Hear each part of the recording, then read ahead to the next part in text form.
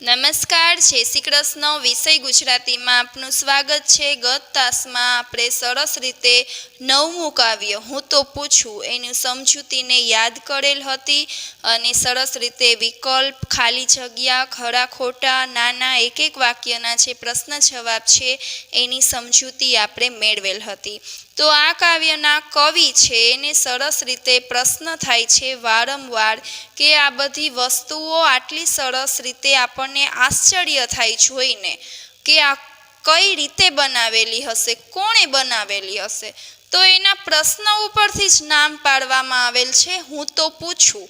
એટલે સુંદરમ કવિ છે એ પૂછે છે કે આ વસ્તુ કોણે બનાવી હશે, આ વસ્તુ કોણે મઢેલી હશે. તો આવું પૂછવાનું કાવ્ય છે, એના ઉપરથી જ આખું કાવ્ય સુંદરમ કવિએ લખેલ છે. તો આ કાવ્યના જે શબ્દ છે એના ઉપરથી આપણે વાક્ય બનાવશું. તો વાક્ય એવી રીતે બનાવશું કે એ વાક્યની અંદર જ આ શબ્દનો સમાવેશ થઈ જાય. તો આપણે પહેલો શબ્દ જોઈએ ધરતી. તો ધરતી શબ્દ છે એનું વાક્ય બનાવીએ તો ધરતી ઉપર સરસ રીતે લીલોતરી ઉગી નીકળે છે. તો આ વાક્યની અંદર ધરતી શબ્દ આવી જાય છે. તો તમે બીજા પણ વાક્ય બનાવી શકો છો કે જે વાક્યની અંદર શબ્દનો સમાવેશ થઈ જાય. ધરતી, પેન્સિલ, ગાય, આકાશ, રબર, ઝાડ કે ફળ ફૂલ. તો આવી રીતે જે શબ્દ છે એના તમે બીજા પણ વાક્ય બનાવજો. તો આપણે બીજો શબ્દ જોઈએ પેન્સિલ. તો પેન્સિલ સાથે રબર રાખવું જરૂરી હોય છે. તો આ વાક્યની અંદર પણ પેન્સિલનો સમાવેશ થઈ ગયો. ત્રીજો શબ્દ જોઈએ ગાય. તો ગાય આપણને સરસ મીઠું દૂધ આપે છે. ગાયનું દૂધ પૌષ્ટિક હોય છે. તો આપણે બે વાક્ય બની ગયા. તો તમે કોઈ બી વાક્ય બનાવજો. આકાશ. તો આકાશ છે એ ખૂબ વિશાળ છે. આકાશ ખૂબ મોટું હોય છે. પાંચમો શબ્દ જોઈએ રબર. તો રબર છે પેન્સિલ સાથે રબર રાખવું જરૂરી છે. તો આ બંને વાક્યમાં પેન્સિલ પણ આવે છે અને રબર પણ આવે છે. તો તમે એ વાક્ય પેન્સિલમાં પણ બનાવી શકો અને રબરમાં પણ બનાવી શકો. રબરથી જે ખોટું પડેલું લખાણ ઇરેઝ થઈ શકે છે. તો આવી રીતે પણ બીજા વાક્ય બની શકે છે. ત્યાર પછી આપણે છઠ્ઠો શબ્દ જોઈએ ઝાડ. તો ઝાડ છે એ વરસાદ લાવવામાં મદદરૂપ થતા હોય છે. ઝાડ આપણને છાંયડો આપે છે. તો ઘણા બધા વાક્ય ઝાડ વિશે તમે ઇઝી રીતે બનાવી શકો છો, વધારે વાક્યો પણ. પછી જોઈએ સાતમો ફળ ફૂલ. તો ઉપવાસ રહીને ફળ ફૂલ ખાઈ શકાય છે. ફળ ફૂલ ખાવાથી આંખને ખૂબ ફાયદો થતો હોય છે. તો આવા પણ તમે વાક્ય બનાવતા શીખજો. માત્ર એવું જ નથી કે આટલા શબ્દમાંથી જ તમે વાક્ય બનાવો. બીજા હજી પણ તમે શબ્દ ગોતો અને એના વાક્ય બનાવતા શીખો. ત્યાર પછીનો પ્રશ્ન જોઈએ સમાનાર્થી શબ્દ. તો એમાં પહેલું જોઈએ આકાશ. તો આકાશનો બીજો અર્થ થાય છે આભ. તો આભ એટલે આકાશ થાય અને આકાશ એટલે આભ થાય. ગગન પણ તમે લખી શકો છો. બીજું જોઈએ બિલાડી એટલે મીંદડી. આપણે બિલાડીને મીંદડી પણ કહેતા હોઈએ. ત્રીજો ચંદ્ર. તો ચંદ્રને ચાંદો પણ કહીએ છીએ. રવિ. રવિ તો સૂર્ય અને સૂરજ. ઘણા સૂરજ પણ કહેતા હોય, સૂર્ય પણ કહી શકાય અને ઘણા લોકો રવિ પણ કહેતા હોય. તો આ બધા જ શબ્દનો અર્થ છે એ એક થતો હોય.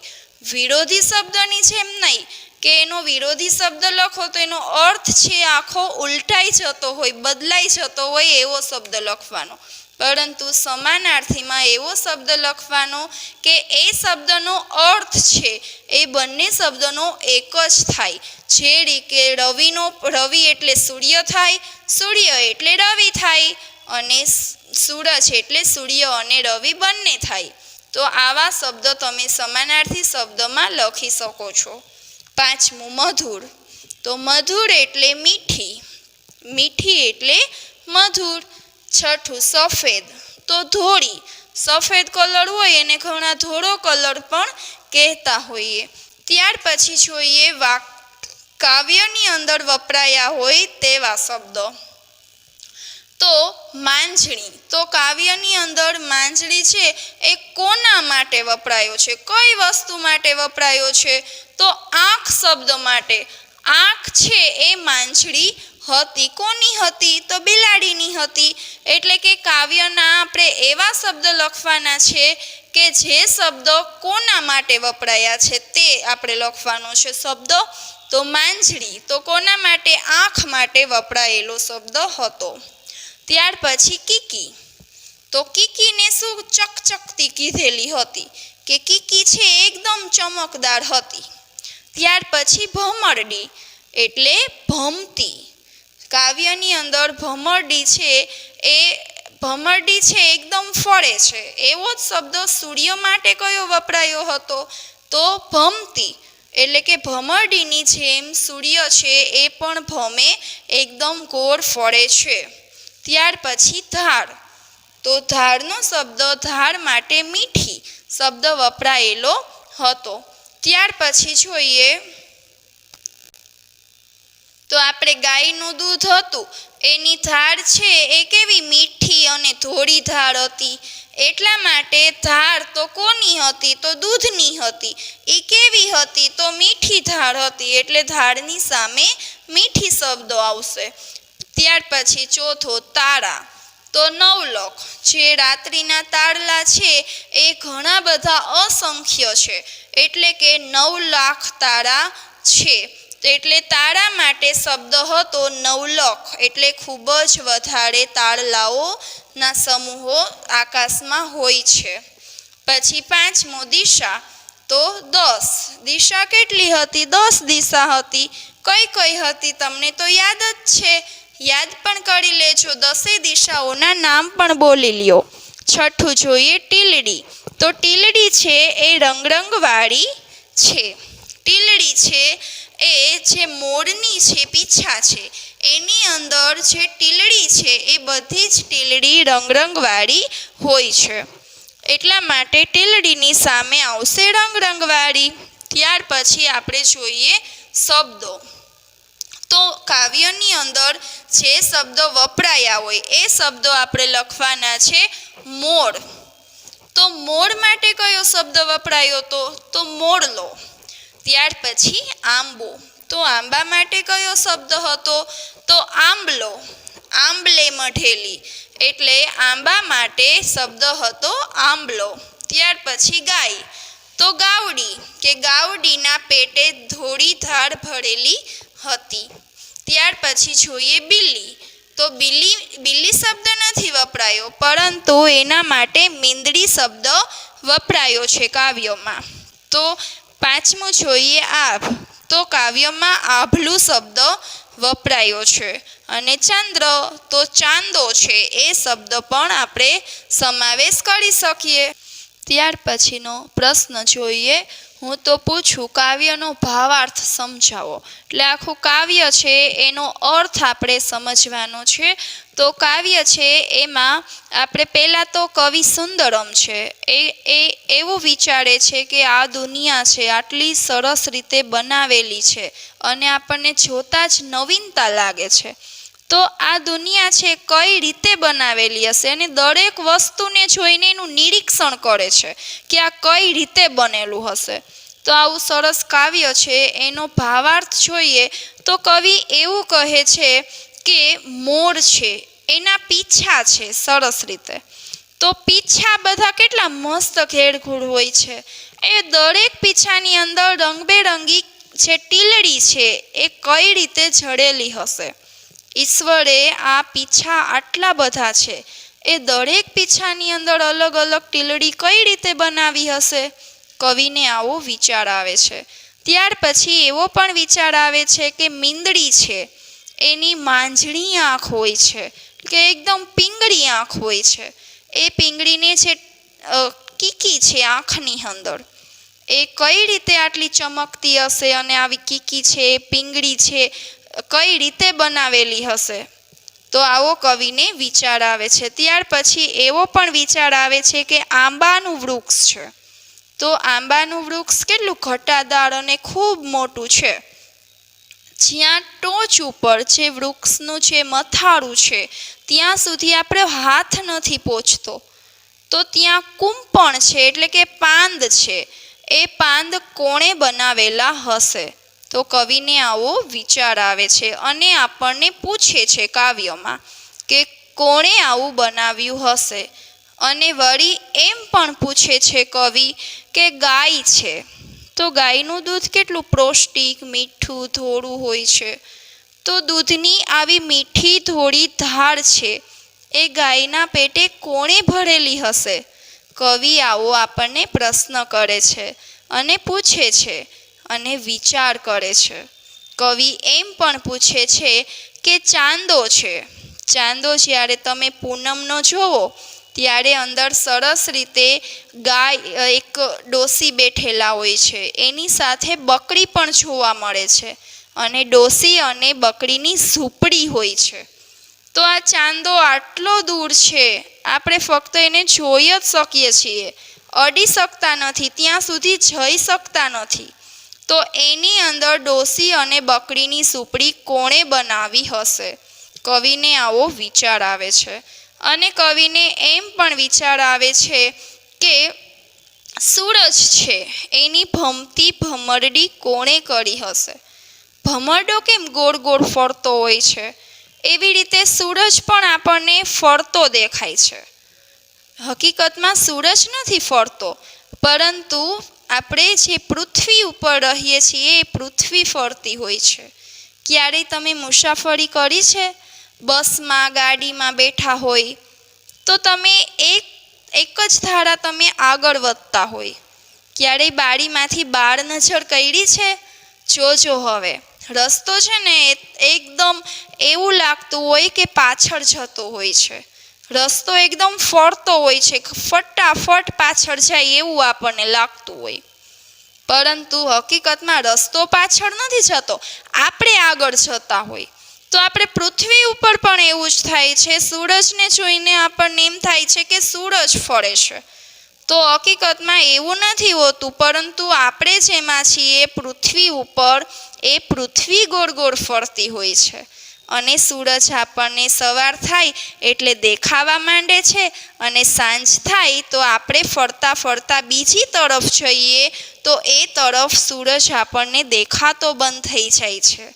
તો આ એક હકીકત છે.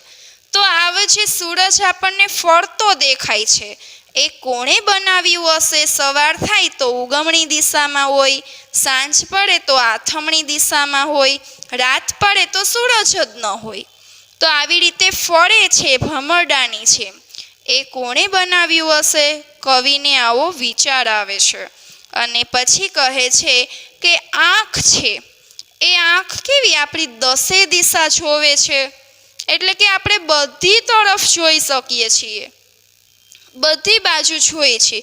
ક્યારેય તમે સાંભળ્યું કે આંખથી તમે ઉગમણી બાજુ જોયું, પશ્ચિમમાં તમે ફર્યા તો દેખાતું બંધ થઈ ગયું?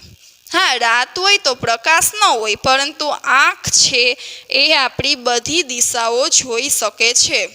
10 દિશાઓ જોઈ શકે છે. તો કઈ 10 દિશા હોય? તો ઉત્તર, દક્ષિણ, પૂર્વ, પશ્ચિમ 4 દિશા અને ઈશાન, અગ્નિ, નૈઋત્ય ને વાયવ્ય, એટલે 4 દિશા અને 4 ખૂણા. તો આ 8 થાય અને આકાશ અને પાતાળ આ બંને થઈને 10 થાય. તો આ 10 દિશા દેખંતી આંખ મારી છે એ પોપચે કોણે મઢેલી હશે? એટલે મોઢા ઉપર આંખ છે કોણે ફિટ કરેલી હશે? આવો કવિ આપણને પ્રશ્ન પૂછે છે. અને એમ પણ કહે છે કે નવલખ તાળે મઢેલી આ આભલાની ચુંદડી છે એ કોણે બનાવી હશે? એટલે કે 9 લાખ તારાથી, અસંખ્ય તારાથી આ મઢેલી છે આભ છે, એમાં 9 લાખ તારા જે મઢેલા છે એ આભ ખૂબ વિશાળ છે. તો જાણે એવું લાગે કે ચુંદડી છે તાળલાથી મઢેલી. તો આ ચુંદડી કોણે બનાવી હશે?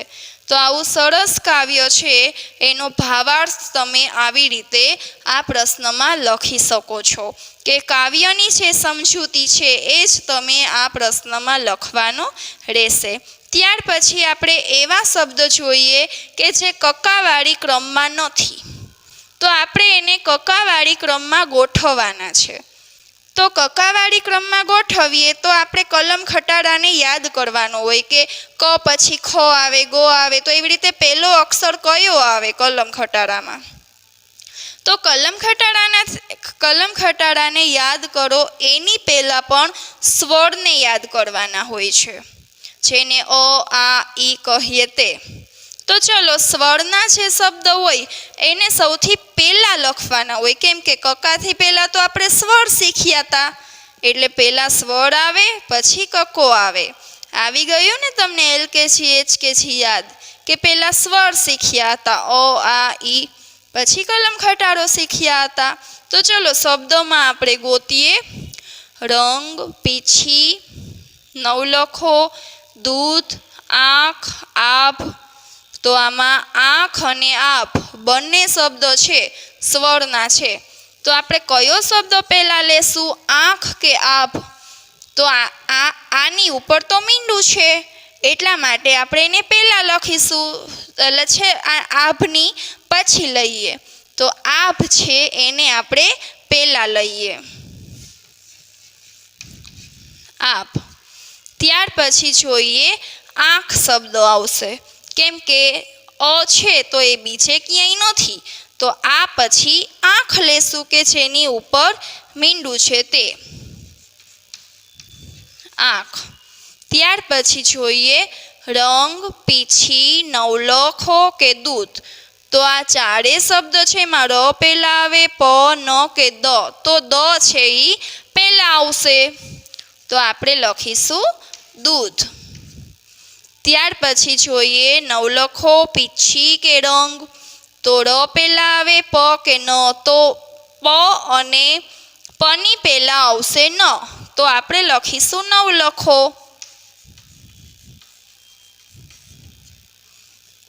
ત્યાર પછી જોઈએ રંગ અને પીછી.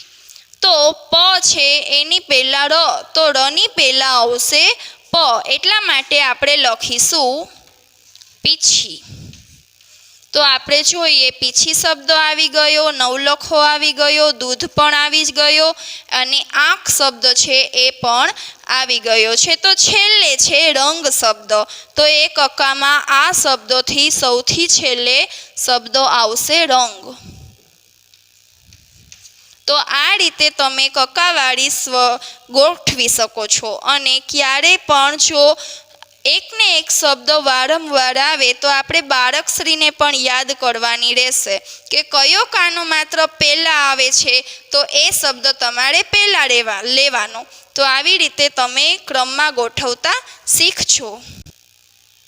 કાવ્યને આપણે અડધા છે પૂર્ણ કરવાના છે, કાવ્ય પૂર્તિ જોઈએ. તો એમાં હું તો પૂછું કે મોરલાની, ત્યાંથી આપણને પૂછેલું છે, અને કીકીઓ કોણે મઢી, તો ત્યાં સુધી આપણે પૂર્ણ કરવાનું છે. તો ચલો આપણે જોઈએ. હું તો પૂછું કે મોરલાની, મોરલો છે એમાં આભલાની ચૂંદડી. હું તો પૂછું કે મોરલાની પીછીમાં રંગ રંગવાળી જે ટીલડી છે એ કોણે જડી હશે. વળી પૂછું કે મીંદડીની માંજણી સી આંખમાં ચકચકતી કીકીઓ કોણે કરી. એટલે કે આ પંક્તિ છે એ 4 લીટીમાં આપણે પૂર્ણ કરવાની રહેશે. અને કવિ એવું કહે છે કે હું તો પૂછું છું કે મોરલાના પીછા છે એમાં રંગરંગવાળી ટીલડી કોણે બનાવી હશે.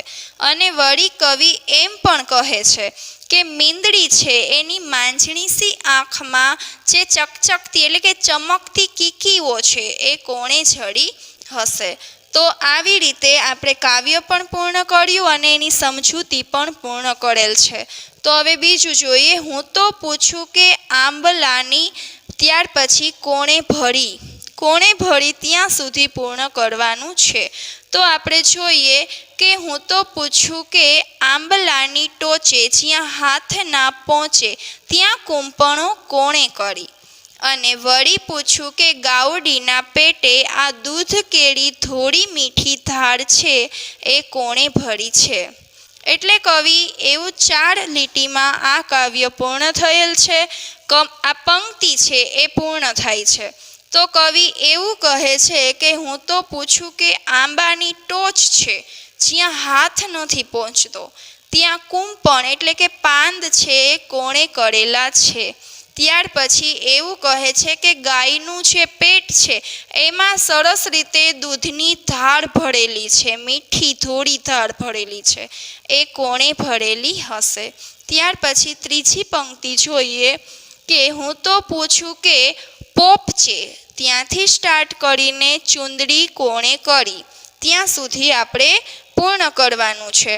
તો જોઈએ હું તો પૂછું કે પોપચે મઢેલી આ 10 દિસ દેખંતી આંખ મારી કોણે કરી.